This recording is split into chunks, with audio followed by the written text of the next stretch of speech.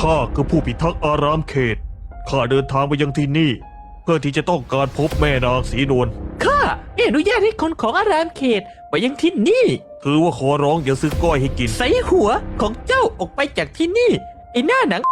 เอ้าเฮ้ยมันทำไมด่าแรงจังอ่ะแกใช่ไหมที่เป็นคนของอารามเขตที่มาดมน้องของนางแม่สีนวลนะ ไม่ใช่ฉันซะหน่อยฉันไม่ได้ดม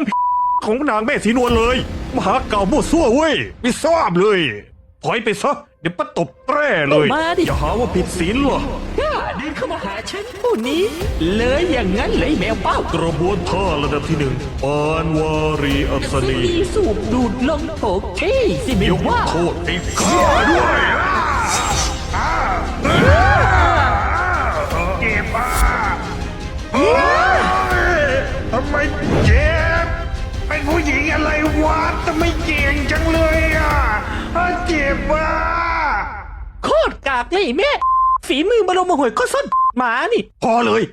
เฮ้ยตากล้องมันด่าแรงว่ะ แล้วมึงเป็นอะไรมาหาเรื่องกูเองเที่ยวตามไปด้วยไปที่โดชาวบ้านคิดว่าจริงเหรอ ไม่ต้องด่าแรงขนาดนี้เลย โคตรแล้วโมโหเดี๋ยวไปตบแม่ไม่ต้องฟังแล้วหมอลำนะหูเนี่ย โอ้ยเต๋อขอโทษได้ไหมเล่าแค่อยากมาเจอแม่สีนวล ยัง น่ะ อีก ก็ก็นี่ไงที่กำลังไปอยู่เนี่ยเธอ ฉันมาอีกได้ไหม ไม่ฝันไปเถอะอสมนี้ไม่ต้อนรับคนแบบแกไปซะไอ้เฮีย เอ้ยลืมเซ็นเซอร์ปะน่ะ